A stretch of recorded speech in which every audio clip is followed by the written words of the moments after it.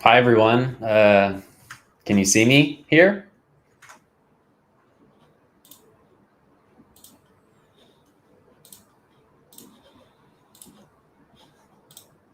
Oh, geez.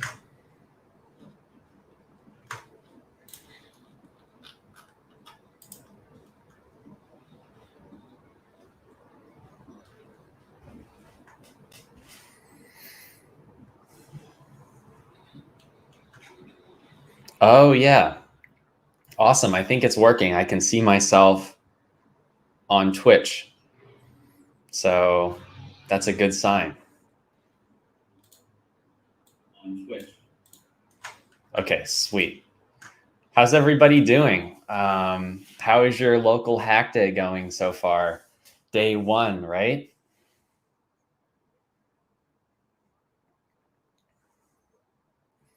Some hellos. I like this username.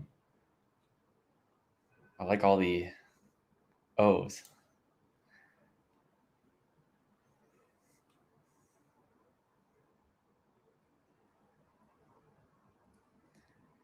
Did you all see Nathan's workshop just now? I was tuning in.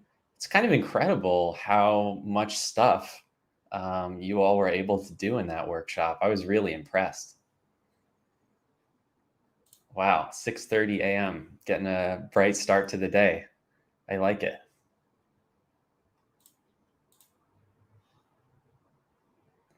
Okay.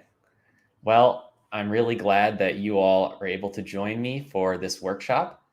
I have a presentation for you all, and it's about applying to the MLH Fellowship.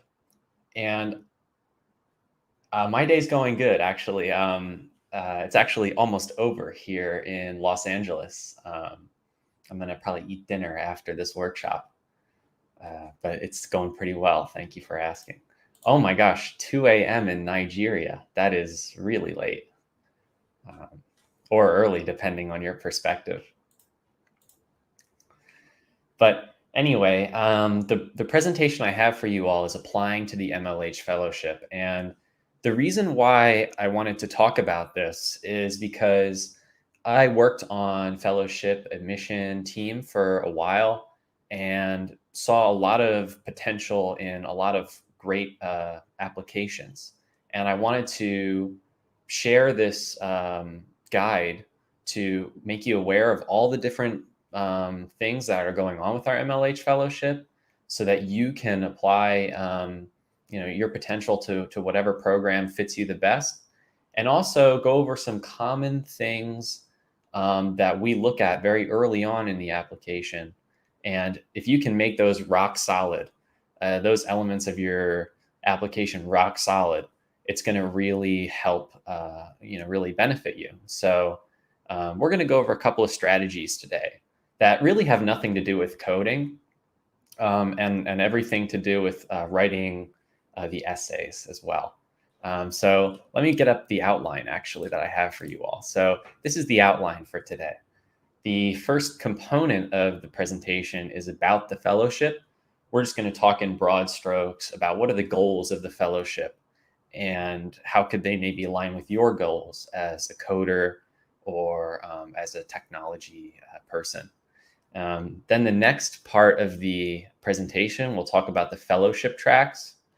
And so there are different components of the fellowship that are kind of specialized for specific students or participants.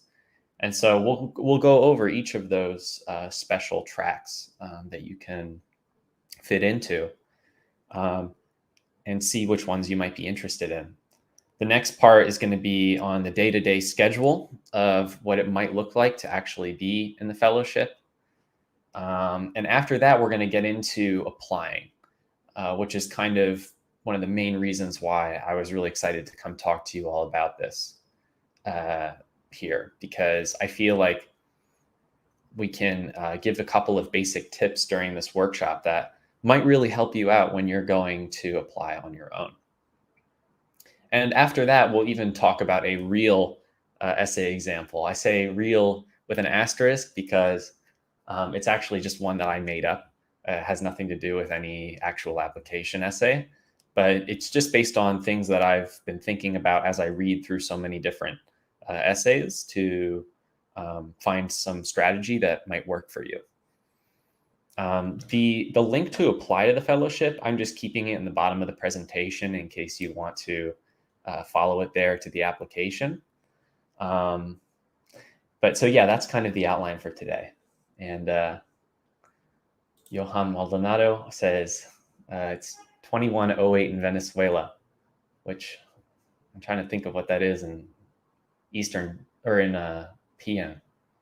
I guess it's 9 p.m., right?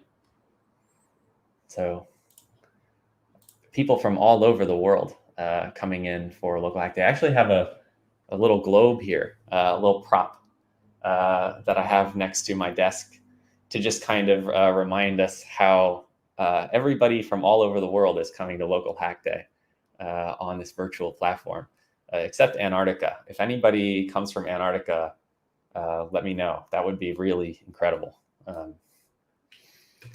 Yeah. But anyway, I'm pretty sure there's no Antarctica hackers. Okay. So anyway, I want to make sure that you all get credit for this workshop. And so the way that you can get credit is by registering and checking in. So let me actually pull up a link where you can kind of get those credits. So let me see here. Copy link. It's the link. All right, let me know if that link works for you all. That'll let you register and check in for today. And that's going to be important for getting points for your guild. So definitely make sure to follow those links to check in. Also, I think Ryan is going to surprise us with some Blahajas, if like a live stream of Blahajas, if we get enough check-ins. So it's very important, really, that everybody check in as much as possible. Okay, so that's enough of that. So again, the first part of this presentation, I'm just going to talk about the fellowship in broad strokes. So what about the fellowship, right, makes it kind of a unique experience? Well, one aspect of the fellowship is that it's a remote internship alternative. So what I mean by that is that, with the fellowship, it's basically built originally around a remote experience.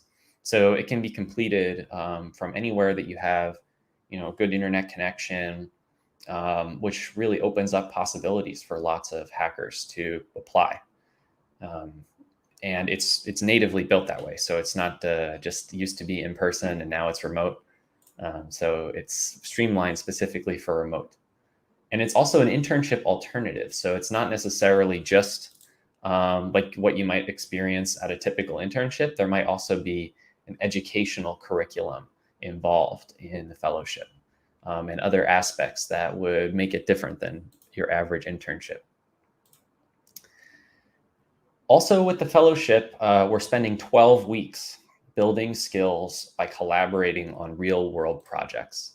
So I highlighted here 12 weeks because it's a commitment, a pretty significant commitment. 12 weeks is about 3 months. So you're spending a significant amount of time day in, day out with all of your peers and your mentors, building your skills and building what it takes to make good code, make good programs. Okay, so we pair fun educational curriculum with real world practical experience. And this is what I was talking about, that this fellowship is an alternative to an internship. So there is the real world practical experience that you might get from an internship. It's also blended with more of an educational focus. Everything at Major League Hacking, we're about empowering you to learn new things. And so I think that's why we have this also educational curriculum built into the fellowship. And the fellowship is also collaborative, remote, and happens under the guidance of expert mentors. So you have also expert mentors that maybe folks who you might consider mentors would be partners that we have who help sponsor the fellowship. in corporate roles, or maybe also more experienced fellowship graduates who will also serve in somewhat of a mentor role. So it's very based on feedback from mentors as well. It is a way you can get support in this program. Okay, so now we'll talk a little bit about the real world experience aspect of the fellowship. So the fellowship is based on contributing to real world projects, not necessarily a side project. So you might be familiar with making a side project, which is very useful actually, because it teaches you, it can be a very good teaching experience for you to learn by doing and get practice in something. But actually, the fellowship has a focus on contributing to projects that are used. So maybe like actually something that's in production, like a big open source project, for example. And so you could actually get experience on that, not necessarily a side project that you might do on your own. So that's one way, one thing to think about when you're applying for the fellowship is that something you're interested in? Getting that experience. Another component of real world experience is that we do have projects that are sourced directly from corporate partners. So there might be a business case for some of the things you're working on. And that's another aspect, another thing you might want to consider with real world experience, another advantage. It could be open source, software engineering, or production engineering track. And actually, we will talk about all of those tracks later on in the presentation. Okay, another really common portion of the fellowship that people ask about a lot is the learn while you earn portion. So through the fellowship program, we're able to give some educational stipends, which are awarded on need-based criteria, basically to help you offset expenses while you participate in the program. So in this way, we're trying to help people who might not necessarily be able to spend so much time learning these skills if there was not such an educational stipend. And so that's a big focus of the fellowship. Another third aspect of the fellowship is that it's an opportunity to join a community. And I alluded to this a little bit in the beginning of this presentation, but the fellowship is an opportunity to work with a small group of other aspiring software engineers who will become your day-to-day support. So like I was saying, learning is a task that you need support with, right? I remember watching Nathan's live stream just previously, and it's a task where you have maybe support from Jonathan Lee and also all of the other hackers in the chat who are kind of helping out with this project. It's not something that Nathan's doing by himself in a box. So that's really important part of learning how to do something new.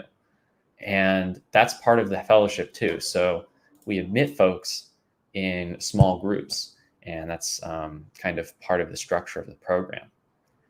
And also, in addition to peer networks in the program, you'll have direct access to professional mentors who can get you back on track. So, sorry, Jacob Lee. I think I said Jonathan Lee. I meant Jacob Lee. Thank you, Rob.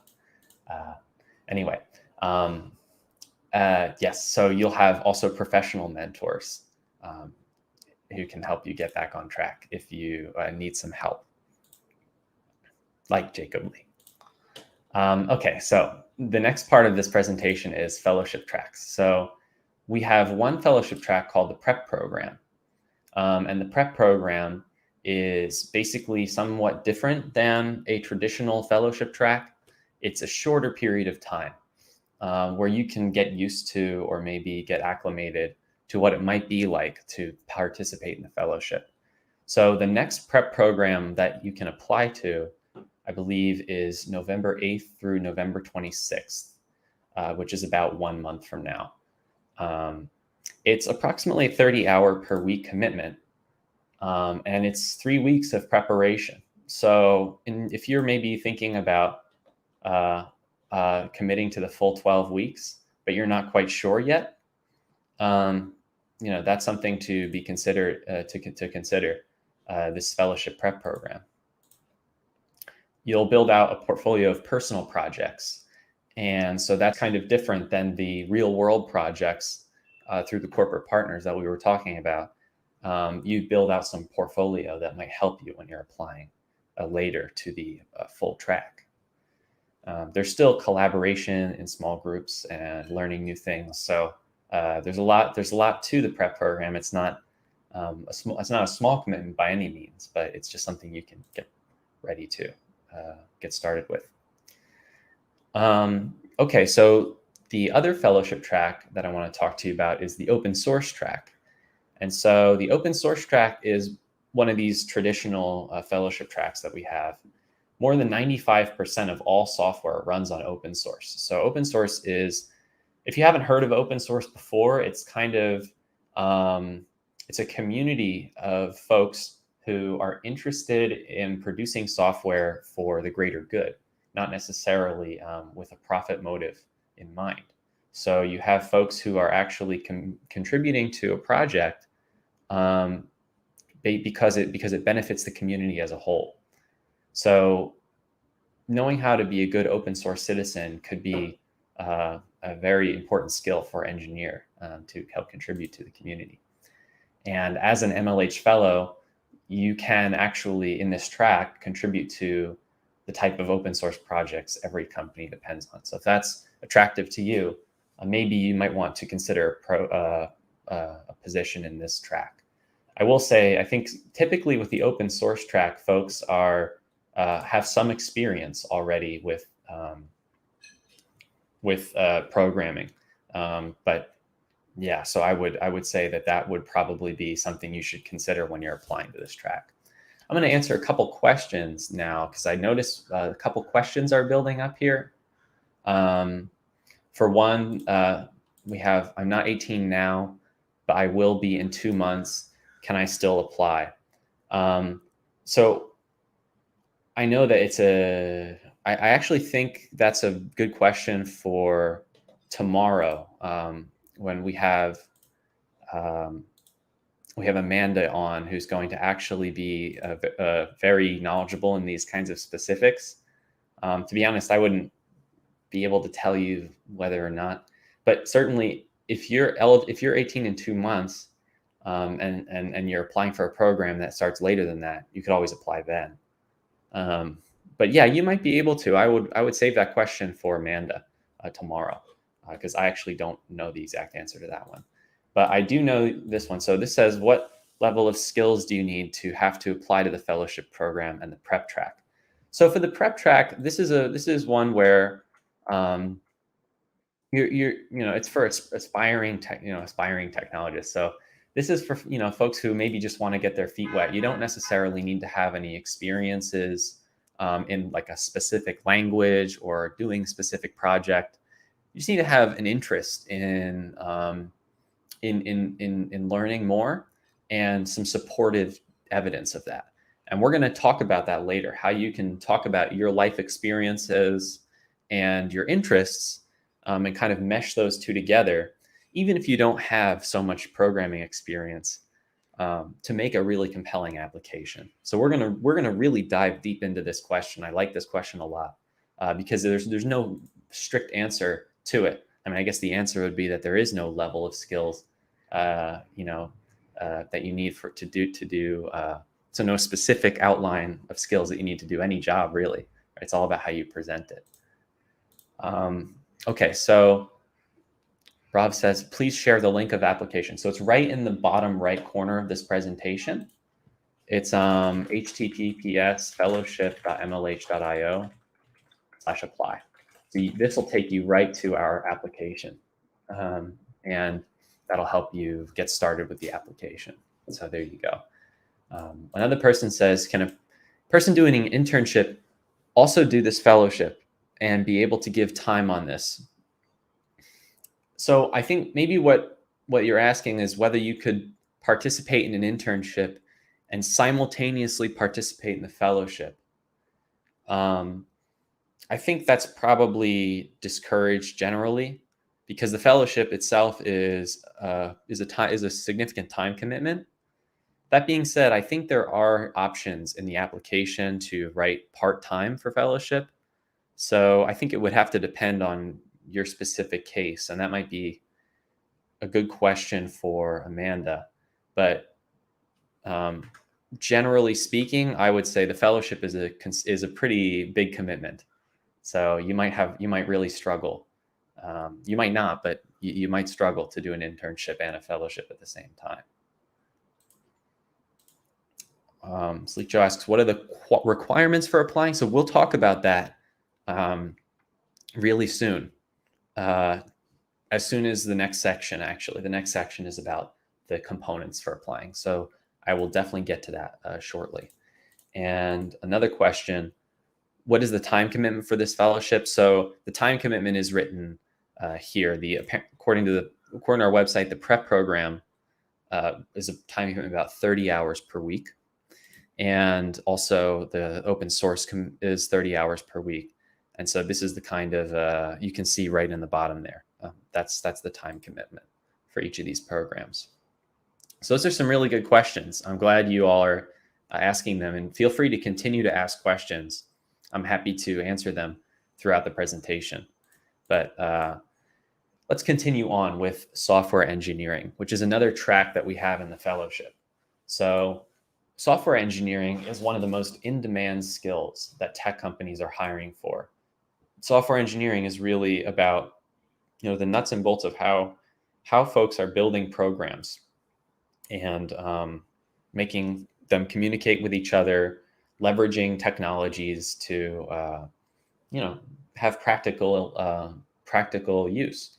And so it's very attractive to lots of companies, this skill. And we're trying to help you develop that skill, maybe not even necessarily for a commercial purpose. I mean, this bullet point is about commercial purposes, but also maybe you're just interested in building a cool Discord bot that you can play music on your Discord. And hey, you know how to, some principles of software engineering, it's going to be a lot easier. And as an MLH fellow on the software engineering track, you'll be matched to a real project from one of our corporate or government partners. So in this case, it might not be necessarily open source project like it would be in the open source track, but your project will be a real business case project from one of our partners. Our partners, we have some partners that have been here throughout the duration of the fellowship program, and others that are new. So there's definitely quite a few different partners who provide us with real projects. Okay, the final track is production engineering. So production engineering, which is also known as site reliability engineering, and DevOps, which is like development operations, is also a fairly in-demand skill, and it's distinct from software engineering because what you're actually doing with production engineering is that you are trying to make sure that a service is available in a reliable way, in a scalable way.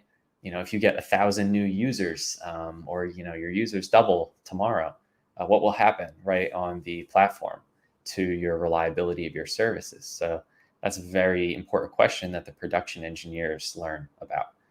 And I don't have actually one of those bars on the bottom to tell you, like I do for software engineering, when the next batch will be and stuff like that, because actually this is a fairly new track. So it would be a good idea to talk to maybe Amanda next time about exactly this production engineering track and what the plans are for it.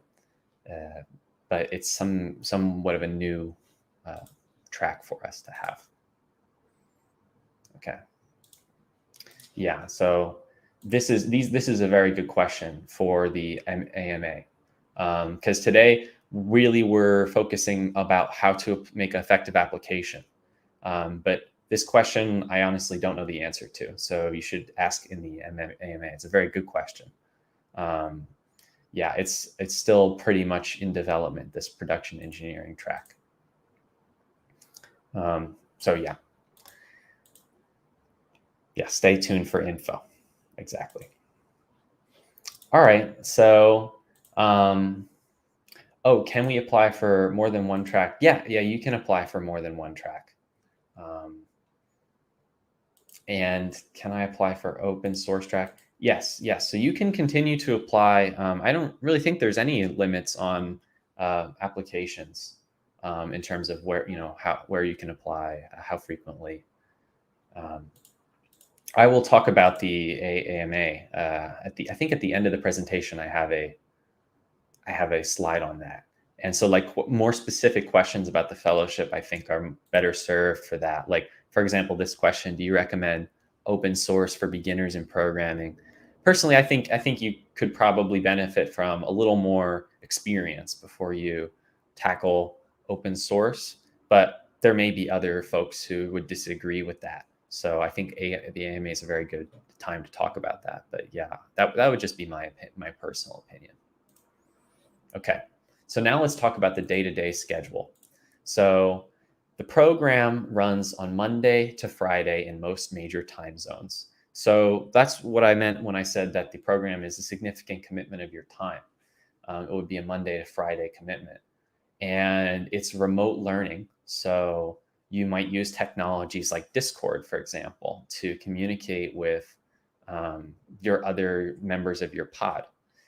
You might use GitHub to share code or publish your code, and other technologies as well. And the pods, I said members of your pods, like, what does that mean?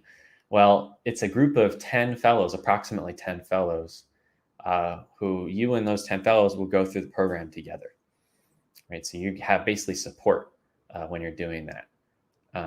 You're not kind of going through this project alone. So there you go. Someone says, I applied for a prep program. Congratulations. I'm really glad you applied. Nice. Good luck. Okay, so now we'll talk about the program activities. So some program activities might be stand-ups.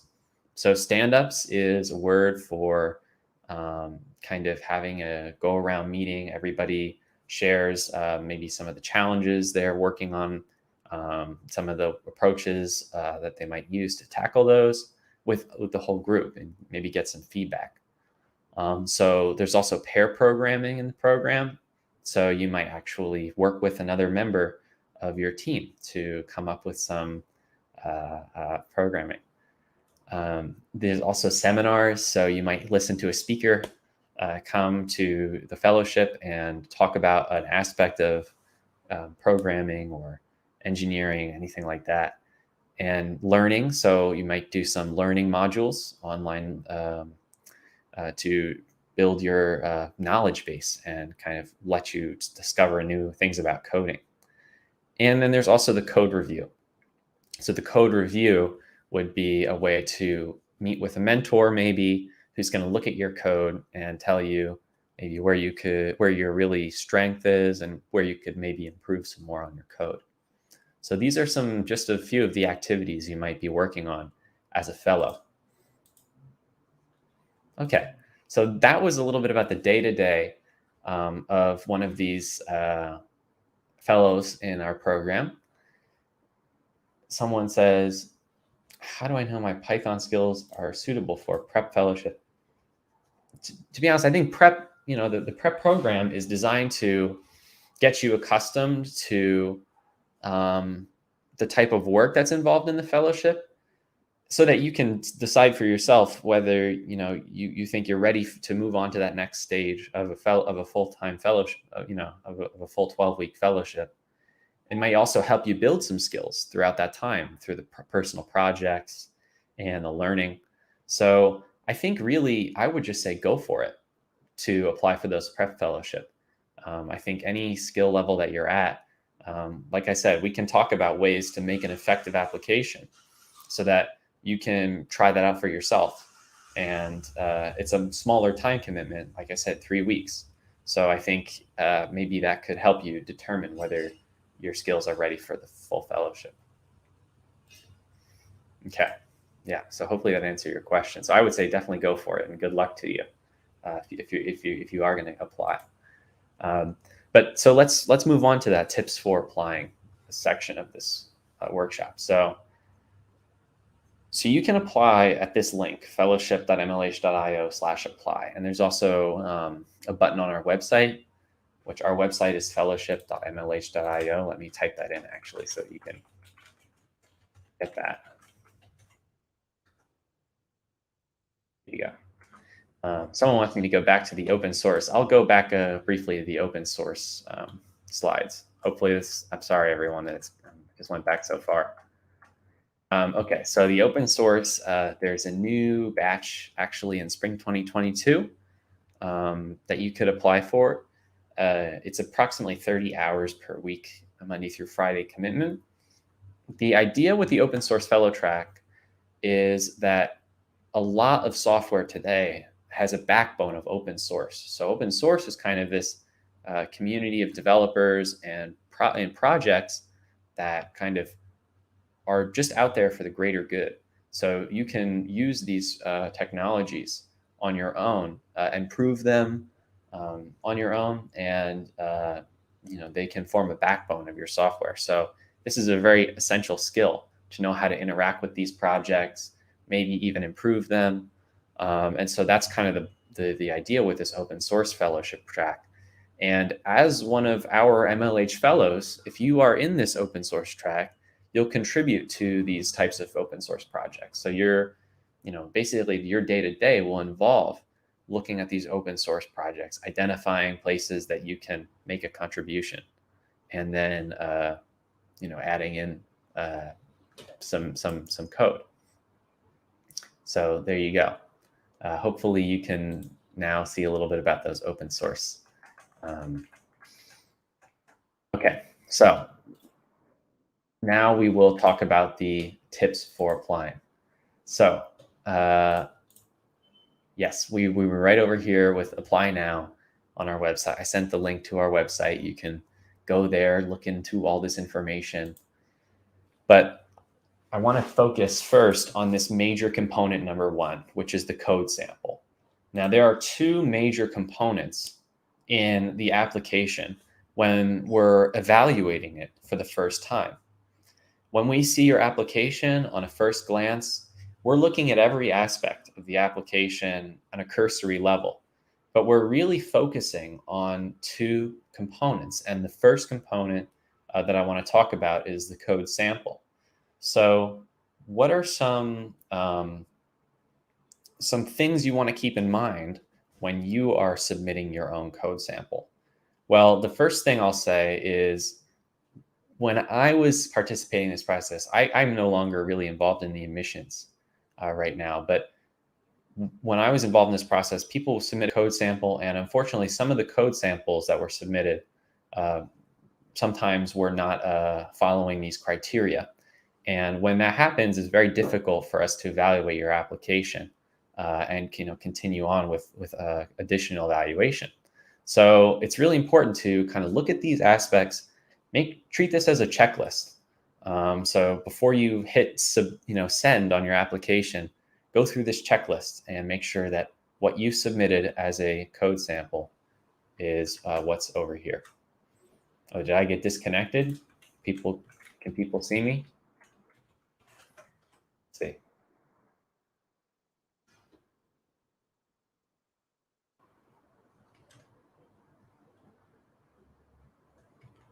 Darn, did I get disconnected?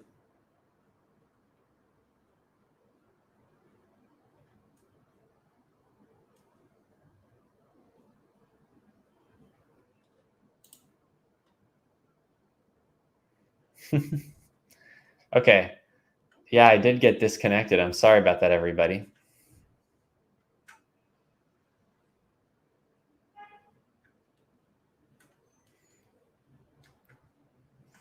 Yeah, I'm not really sure how that happened, but I'm sorry to leave you on a cliffhanger. Yeah, left us on a cliffhanger. I like that. Well, let's just get right back into it now that we have the connection again. Okay, so the first check on this checklist is that your code sample is representative. So we don't necessarily want to see a code sample that is too that is unrepresentative of your best work. So an example of that might be if you're submitting a group project and maybe you do some portion of the project that's maybe you edit one piece of the code and there's actually maybe 10 documents of code in the file. Well, that might not be a substantial contribution. A lot of the code is actually done by other people. And so we can't see that. We can't see your abilities then in that sample. Another example might be a tutorial. So let's say that you completed a tutorial online and now you're going to submit this as your code sample. I would not recommend that because really a tutorial is designed to teach you something, and then you have the responsibility after the tutorial to implement it in a way that is original. So we want to see your actual thought process when you are submitting the code. So that's why a tutorial might not be recommended for your code sample. Another thing we could talk about is the existing sample. So this is code that you wrote for a purpose other than this application. So we don't necessarily want to see you design a whole project just to apply to MLH Fellowship, right? Maybe you are working on your own and you built a platform video game in Python. I don't know, maybe that's just one example. In that case, we would love to see that because it's an existing sample of code. But you certainly do not have to write a code just specifically for MLH Fellowship. That's not required at all. Another one is public on GitHub. So when we're evaluating your code, right, we receive your application and we look for publicly available, visible code because we need to be able to quickly evaluate it. If you have your code private and we can't see it, we can't necessarily verify that the code sample that you're explaining actually exists, and we can't look at it. So we want everything to be public so that we can easily get to it. Another option, if you don't necessarily want to make your code public, is you can make a secret gist. But as long as we can easily access it, that's the important thing. Okay, so multiple files is the fourth checkbox on this list here. And that's that your sample should consist of multiple files and be of substance. So, multiple files is kind of a general rule. What we're trying to convey with that idea is that we don't want to see just one function or one control expression. It should really be a complete project with multiple aspects to it. It requires you to do thinking in one dimension, thinking in another dimension. That's what multiple files means. So yeah, these are 4 aspects, and there's actually some more that I'll talk about, but I want to get to some questions first. So somebody asks, what do you mean by tutorial? So that's actually a very good question, because most of the learning that we do is through tutorials and lectures. So I don't mean that you shouldn't use tutorials. And I also don't mean that you can't even use an idea from a tutorial in your code sample. But what I mean is you shouldn't just replicate what was done in a tutorial and submit that, because it doesn't show any original thinking on your part to replicate exactly what was written by someone else. Exactly. A good Noches has a good explanation. Don't directly clone that project. That's exactly what I'm trying to get at. So as long as you're making some original contributions, it's actually okay to use a tutorial as a starting launch point on your code sample. Yeah, so that's totally okay. I don't want to ask you to avoid using tutorials. Obviously, everybody learns how to program using tutorial. Yeah, and John Maldonado has another example here. Just if you just are on YouTube and you find a project, don't submit that either. And another question is, should our sample be in a specific programming language? And I would say no. there's no requirement that your sample be in a specific programming language. In fact, we get samples sometimes that are written in multiple programming languages. I wouldn't say that's a requirement, but I'm just saying that because it just goes to the fact that you don't need to use a specific language. Okay. Someone else asks, this is somewhat more of a specific question, to be honest. It's a cool idea. Yeah, I couldn't really say whether you will specifically get accepted or rejected here. You need to talk to, well, it needs to go through our process. But I do think that certainly if you're following these major components, this checklist that I'm outlining here, you have a much greater likelihood that your code sample will make it past our initial reviews. Okay, so here are some other tips while I'm on the topic. So another tip for this code sample is that it shouldn't be too large. So if your sample is a lot of generic code, like boilerplate from Django, I mean, Django is a huge project, right? So yeah, it might be hard for us to evaluate exactly what your contributions are. Flask, on the other hand, is a much more lightweight framework, and you're going to actually implement a lot of original code in that sample. So maybe a Flask project would be a good example of a code sample that you should submit. But by no means is it must be a Flask project. Another one is real problem. So your sample should solve a real problem or accomplish a real goal. And while some class projects are going to meet that criteria, a lot of them won't. So let's take an example. Have any of you ever done any leak code problems where maybe you're asked to find all of the perfect squares that are less than 10,000 or something like that? That's not going to usually be a real world problem. It's more of a mathematical problem. And a lot of class projects and leak code, for example, code samples are going to fall into that criteria. So when you submit your application, you're actually going to have an opportunity to speak about the specific parts of your code to the application reader. And so when you're writing about your application or about your code sample, talk about the real problems that the code is solving. Okay, that's actually that would be a really good thing to do. A really good hint there. There's also a final thing that we have here, no Jupyter notebooks. So a Jupyter notebook is usually something which is more of like exploratory code. And so it's a little bit harder for us to evaluate your coding skills using a Jupyter notebook. So if you submit some kind of binary search tree algorithm, for example, like the sample suggests here, or a Jupyter notebook, there's nothing wrong with those.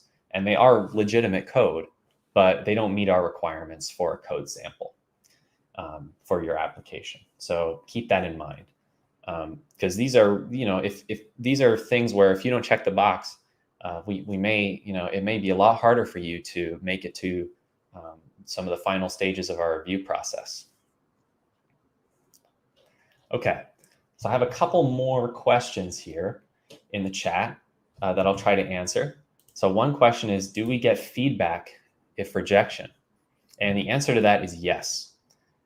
We try to give feedback to folks who are rejected.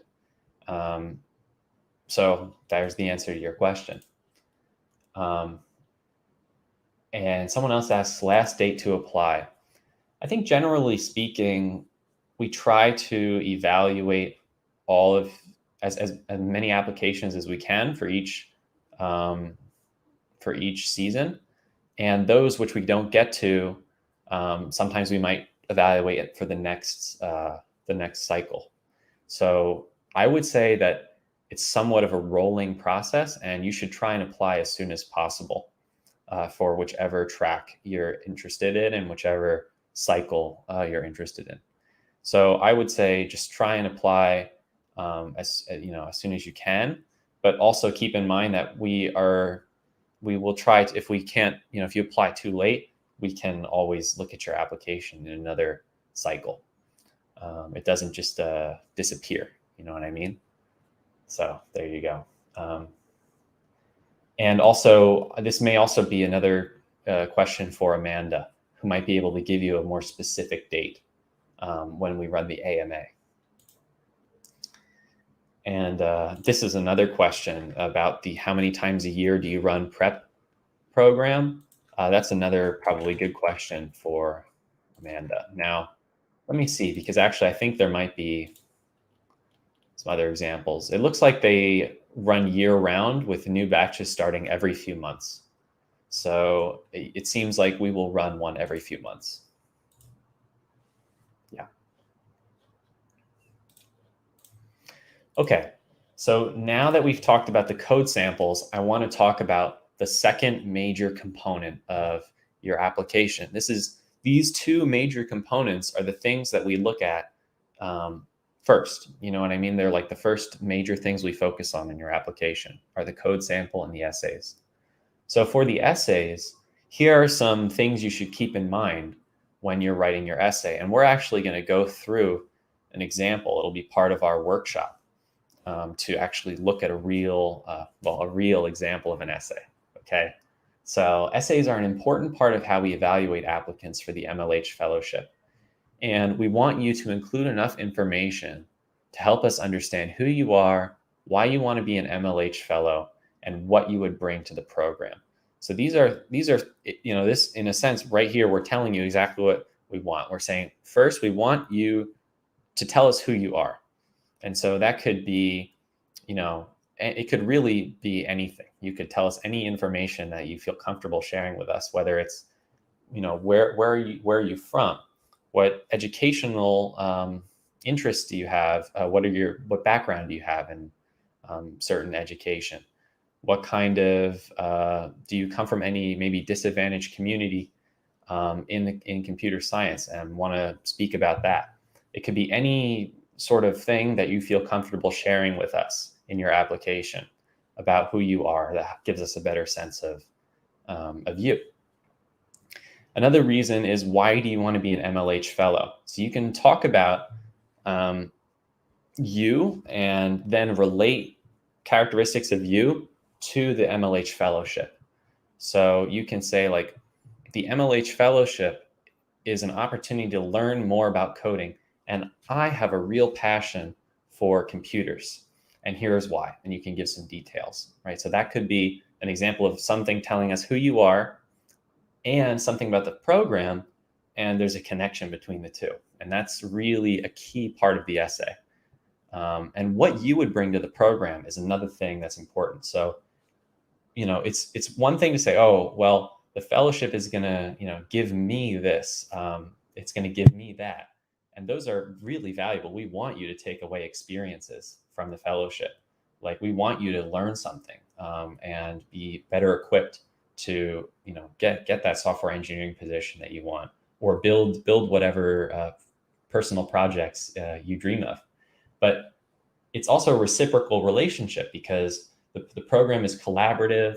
There are other fellows in the program, and each of the fellows is going to bring their unique perspectives and skills and passions to the program. And we want to know what you intend to bring. And so what do you intend to reciprocate is a good way to think about it in the program. Low quality essays are one of the main reasons applicants get rejected from the MLH Fellowship. And I could not emphasize this enough. It's hard, because writing essays is not usually something that we put too much emphasis on in the hacker community. A lot of people understand about a code sample and what that might be. Not everybody, but I think it's wider known in the hacker community. You don't usually write too many essays about your projects when you demo, for example. So that's why I want to focus on that a little bit in this next portion of the workshop, because I think I can offer you a strategy that you might want to try that could help you with your essays. And they're among the only early data points we have to differentiate applicants.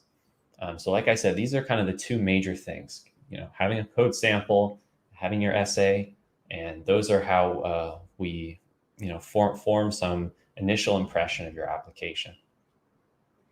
Okay, let me answer some questions here.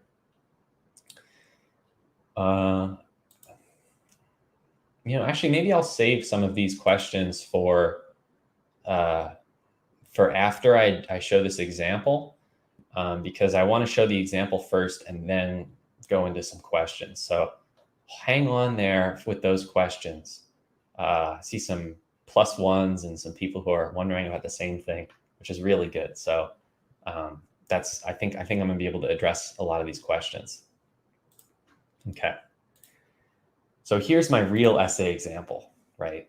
And one of the essays that you will be required to write for your application is called "Why Do You Want to Become an MLH Fellow?" And so, like I said, this is a real example, right? It's more of just a generic one that I wrote based on my experiences with the fellowship program. So let's dive right in. And I just want to caution you all that this is just one strategy to building your essays. So actually, whatever strategy that works for you to communicate your ideas, and if you show your essay to a friend or a parent or a fellow student, and they also are able to understand what you're saying in a clear way, that's a great strategy, right? If you can communicate your ideas to somebody else, that's a strategy that works. So I don't want to tell you only need to follow my example here, and you will get admitted to the program. That's not what I'm trying to give you here. I'm just trying to give a quick strategy for those people who might be wondering, how could I even start to write an essay for this admissions program? And the strategy I'm going to give is also about, it's also something that you could use in other applications. So maybe there are other programs that you're interested in that are not the fellowship, and they're asking you also to write some essay. You could also try this strategy there. So there you go. Okay. So let's get on to the method here. So the first step in this process is brainstorming. So brainstorming is a process by which anything that comes to your head, anything that comes to your mind, you can mention it. And it doesn't necessarily have to go into the final essay, but it's just good to write down everything on a piece of paper. So when I think of why do you want to become an MLH fellow, there might be some ideas that come right to my head. Like, are there any personal reasons why you want to become an MLH fellow? And I wrote down a few things, like I have a passion for technology, which could be true about you. It might not be true about you. I believe in open source values. So that's maybe another thing that you could identify with. I want to meet new people. That's another personal reason to be an MLH fellow. And there could be many more. It might not just be these 3 ideas. But write down as many as you can think of, like set a timer for 5 minutes, and write down as much as you can in 5 minutes about personal reasons why you want to be an MLH fellow. And then you could do the same for professional or community reasons, right? So I have some professional reasons written down here. So maybe you want to explore career opportunities and see if they're right for you, right? That could be true. You might also already know that you want to be a software engineer, at Microsoft, and you want to, live in Seattle and work as a product manager or something like that. So you could have a very specific idea or just a very general idea. Those are both totally okay, and you can write about either one in the MLH Fellowship essays. You could even just say something more broad, like I want to develop marketable skills, and talk about the skills you'll gain or that you expect to gain from the fellowship. A third category that I put down here is community reasons.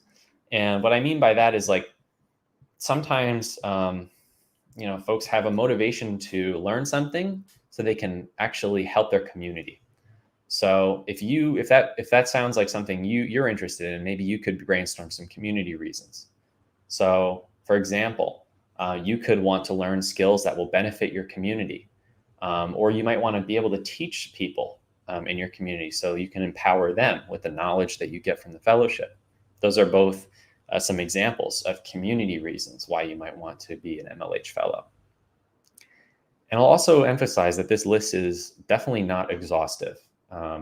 You should feel free to include any reasons that you feel are important. So we're not reading your essays with any rubric. We want to see that you spent some thought into the essay. It's not like we count the paragraphs in your essay and say, well, you only put 4 paragraphs and we wanted 5. Or, this paragraph only has 2 sentences, fail, rejection. That would never really happen in our process. So we just want to see that your ideas are communicated clearly, that you've put in some thought to how you're structuring the essay and what details you include, and that we can see who you are as a person through your application. Like, remember this tip here, right? What I wrote down here is make sure you include enough information to help us understand who you are, why you want to be an MLH fellow, and what would you bring to the program. This is the real underlying meat and potatoes of your essay. If you can tell us all 3 of those things, you've done a really good job on your essays. Okay. The next step after you're done brainstorming is to write in the details. So we want specific examples here. So imagine that you say, I have a passion for technology. That's one of your brainstorming ideas. And that's really great. We want people in the program who have a passion for technology. But we also want to hear a little bit about who you are through that idea. So just telling us that you have a passion for technology is not very specific to you. So maybe you have a personal detail, like you learn about technology. Maybe you rigged up a Rube Goldberg machine in your house, and you could describe that to us. Or maybe you did really well in a science fair through technology by implementing something in technology. Those would be good examples, good specific examples. And you can also use the MLH Fellowship for specific examples. So if you want to talk about specifically the MLH Fellowship's aspects of that and how they will satisfy your passion for technology, that's okay too. Another example I have is I believe in open source values. So that was another thing that I wrote down in the brainstorming stage. And then I added some specific details, right? I said open source is a passion of mine, and I supported that with some specific examples. I said that I like Firefox a lot. I use it all the time. I wrote in that MLH Fellowship has an open source track that I would love to join. And then I even added some specific details about what I would do to add value to this important community, right? So I'm adding unique sentences to make the paragraph a little more personal. So maybe you can read through some of these and get the idea. Like for example, in this last bullet point, one of the brainstorming ideas was I can teach others in my community. And then I actually put in some specific examples. They have nothing to do with coding, right? You'll notice that. Like my example is that I have experience tutoring math to middle school students in my community. Maybe that applies to you, maybe it doesn't. But my point is it's not anything to do with coding, but it shows that you have a real interest in communicating ideas to other people and helping them learn for the future. So that's a really valuable skill in the program that we really are looking for. So if you have a supporting detail that you can add into your essay, that relates to that skill, then it's a really good idea to include it. Does this make sense to folks? Let me know in the chat if how you feel about this method, or maybe you have some other ideas for folks. Because like I said, this is just one way that I like to write the essays, and I think can be a good way to get started. But there are many ways you could write your essay. So it's definitely more of a conversation than a prescription of how to do things. All right, so the third thing I wanted to say is that it's important to move on to writing in paragraphs. So we've built up a kind of substantial outline so far, where we have different ideas from brainstorming. If you recall, like, we didn't take all of the ideas from brainstorming, right? I took 4 ideas. I have a passion for technology. I believe in open source values. I want to meet new people. I want to teach others. So that's not all of the ideas we came up with brainstorming. We just picked 4, let's say. And of those 4, we have lots of details. So in each paragraph, we're going to introduce a new idea. So we have 4 ideas from step 2. Each of them is going to get their own paragraph. So I've put a paragraph up for that first idea that we had. And in a paragraph, there are typically 4 to 5 sentences. And the first sentence is an introduction.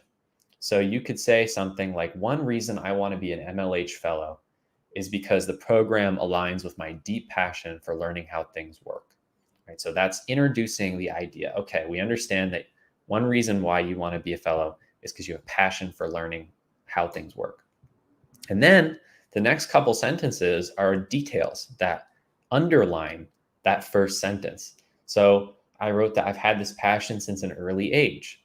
For example, I won 3rd place in my school science fair by building a website about the solar system.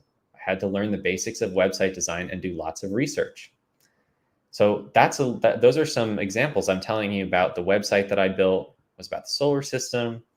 I learned while I was doing this process. I had to investigate things through research. And then I connected it back to the fellowship. So this last sentence summarizes how the MLH Fellowship applies. So I said, like my science fair experience, the MLH Fellowship will give me opportunities to dive deep into learning new skills and also to satisfy my passion for technology.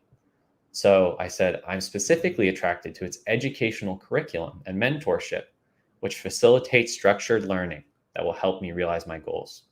So I even mentioned some very specific things like the educational curriculum that MLH Fellowship has and the mentorship opportunities, right? So that's great.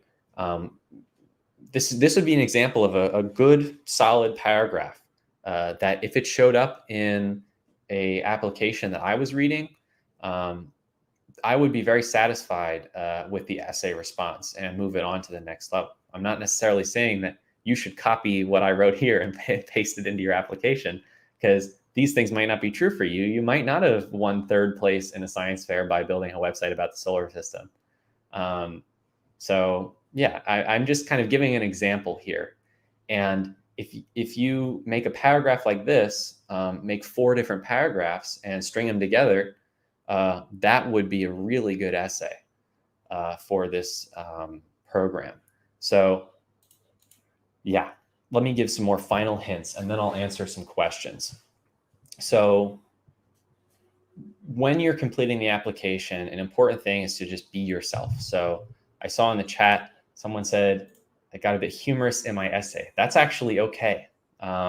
It's in fact, maybe even encouraged if you feel like that's, part of what makes you you. So that's okay. It's okay to be humorous in your application. You don't have to be so dry like my example. It says, as a second hint, focus thought and time into your essay responses. But this isn't a writing program and you don't have to be Shakespeare, okay? So what I mean by that is, if you put some time into your essays, we can tell, right? We can tell because you've added supporting details. The essay is not a couple of sentences. It's actually multiple paragraphs. And those are things we look at and we say, wow, you spent some time and some real thought on this essay.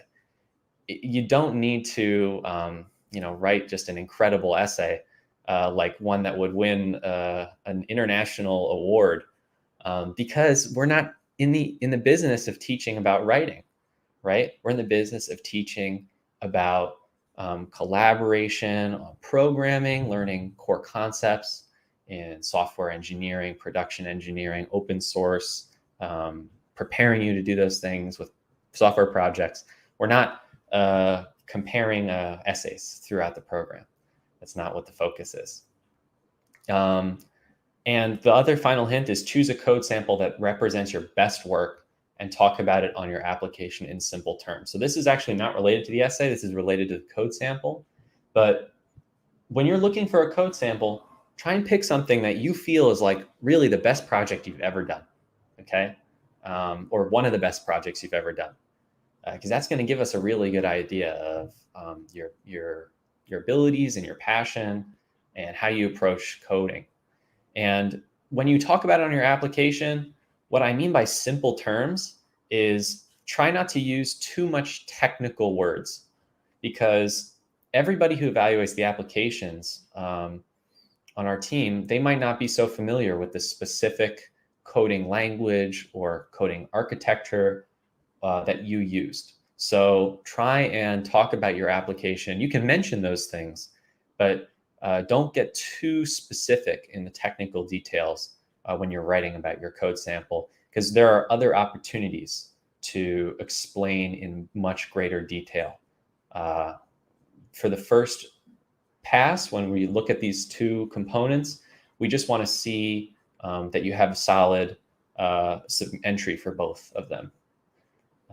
Okay, so thank you and questions. So I'm going to now take some questions. I'm going to scroll all the way up to where I stopped answering questions. I think I did answer this one about the last date to apply. I kind of actually punted on this question because I don't know the answer, but I do know that, like, you know, generally we kind of evaluate things as they come along. So the sooner you can apply, the better. And there's always new fellowship batches that are coming online. So it's not like if you don't apply by tomorrow, you'll never be an MLH fellow. So that's my answer there. I already answered this one too, I think. I'm sorry, I'm just trying to catch up to where it was. Okay, yeah, so this is where I was. What would be your advice to beginners who don't have any real projects yet?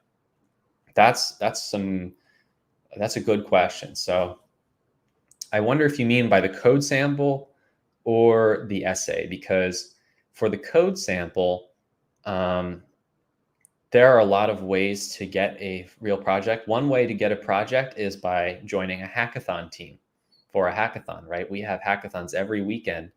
Even if you're a beginner, it can be really valuable to join a hackathon team. You can try and learn with your teammates and build a project. And so maybe that would be my advice. If you don't have any projects, try going to a hackathon and meet some people. People will be happy to work with you, even if you're a beginner. And that would be a good way. In the essays, like I mentioned in my example essay, here is my example. I actually didn't mention coding at all, or like coding experiences in this first paragraph. Now, it's totally okay to mention coding when you want to become an MLH fellow. And in fact, if you have coding experiences, it probably is a good idea to mention them. But they don't need to be the only thing you include. You can include stuff about doing research, right? Doing research is really important skill in coding, and deep dive into learning new skills.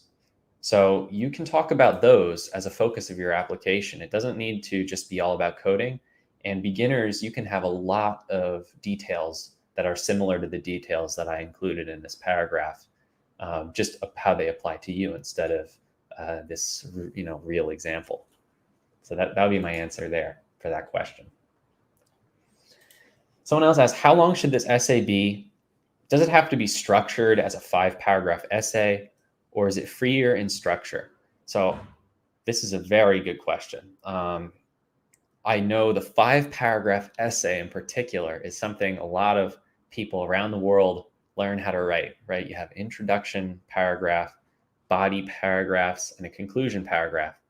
And actually that could work pretty well. If you know how to write a 5-paragraph essay, and you feel like you could convey your ideas that way, I would recommend that structure for you. But it's by no means the only way to write a successful application essay. You could write something that's more free in structure. And that's kind of what I'm suggesting here. It's something a little more free than that 5-paragraph essay.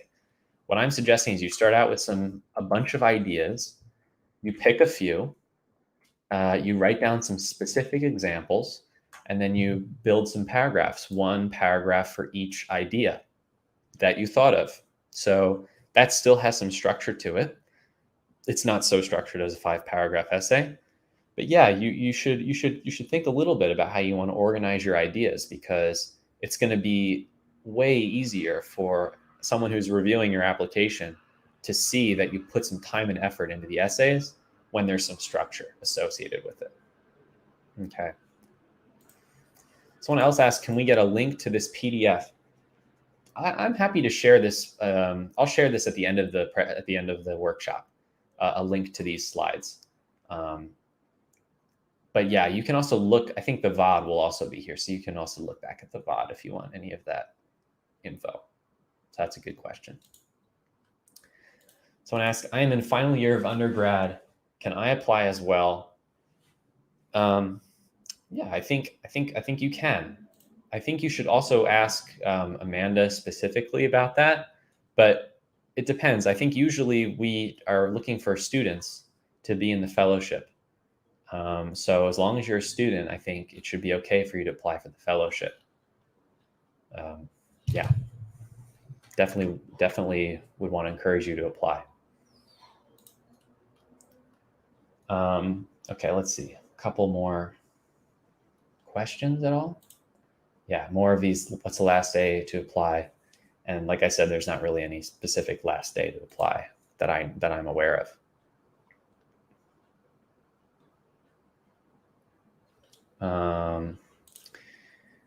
Will we get a chance to attend offline sessions during the fellowship? Oh, someone asked before that, I am just a beginner. Can I apply? Absolutely, you can. You just need to make sure that you write that you write your application in a way that talks about your experiences, how they apply to the fellowship, and what you hope to learn from the fellowship. So, no matter what experiences you have, you definitely have some experiences that relate at least tangentially to the fellowship, right? So these are what we would call, transferable skills. And so, for example, you might have a real interest in tutoring, right? Let's just say that, for example, and you help other kids in your school or whatever with math homework or something like that. It's just one example. Those skills that you learn from that might be communicating ideas to other people. It might be teaching a concept, making it simplified for someone to understand. So those are skills that you can use in aspects of the fellowship, like in the pods, for example, when you have collaboration with your peers. So that's how I would recommend for a beginner to apply. Is you definitely need to have some kind of interest in the program and some experiences. But the fact is, everybody has experiences that they can write about in these essays. So you should definitely think about yours in a brainstorming session. That could be a good way to do it. And someone asked, will we get a chance to attend offline sessions during the fellowship? That one, I'm not really sure what you're referring to. Maybe you could describe what you mean by offline sessions. Yeah, sorry, I don't have the answer to that just now, but if you maybe try asking a different way, I'll try to answer it. Someone says, I have one project with HTML and CSS. Can I put that? If we go back to the code sample tips, I would say that for these code samples, as long as you're checking off these boxes, it could be good to do. So there are some HTML and CSS projects which will satisfy all of these. If it's just a one file, like one HTML file for one web page with some embedded CSS, that probably won't be sufficient because it doesn't check off all the boxes. But if you've written a pretty, substantial code sample with multiple files, and it's solving a real world problem, right? Maybe your website or something like that has some real world application, I would say, yeah, you can submit that too. If it's what you feel is your best code sample, then that's what I would submit. Just whatever you think is your best representation of your abilities, right? Because maybe it's not the only, but it's the focus of all of our efforts to evaluate your application.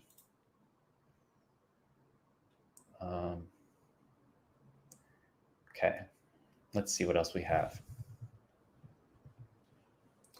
Yes, that's right. There are more sessions to come. I know that for a fact.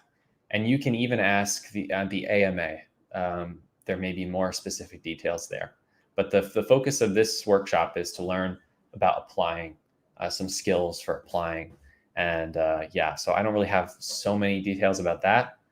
I would recommend asking during AMA. Yeah.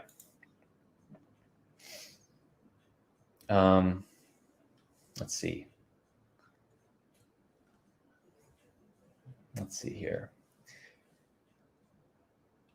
A lot of these other questions that are in the chat are a little too specific for me to answer because I don't have the information, the knowledge required to answer it. So I would say save your questions, and I can, even I can write down some of your questions and send them over because for the AMA. That's actually what I'll do. I'll write down some of these questions and send them over in case there aren't as many questions for the AMA, and we can try and get some answers to those. But yeah, I'm sorry I don't have any answers about the more specific questions about the fellowship.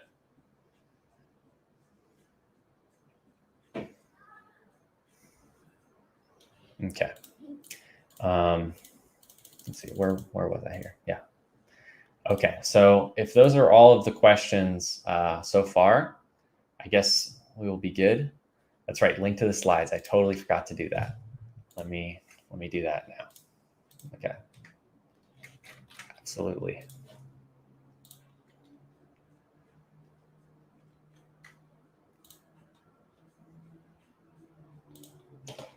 All right, here is the link.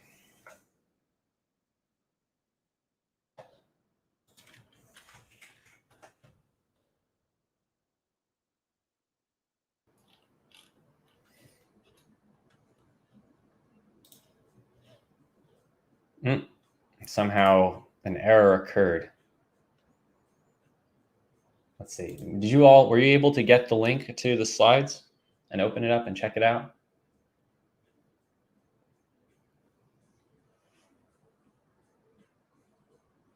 Okay, awesome. I'm glad you're able to open it. Yeah. So if you want a guide to, look at when you're writing your essays, I think this could be a good strategy for you to try. All right. So so that's kind of all I have for today, but thank you so much for joining. I really appreciate all your questions, and good luck with your applications.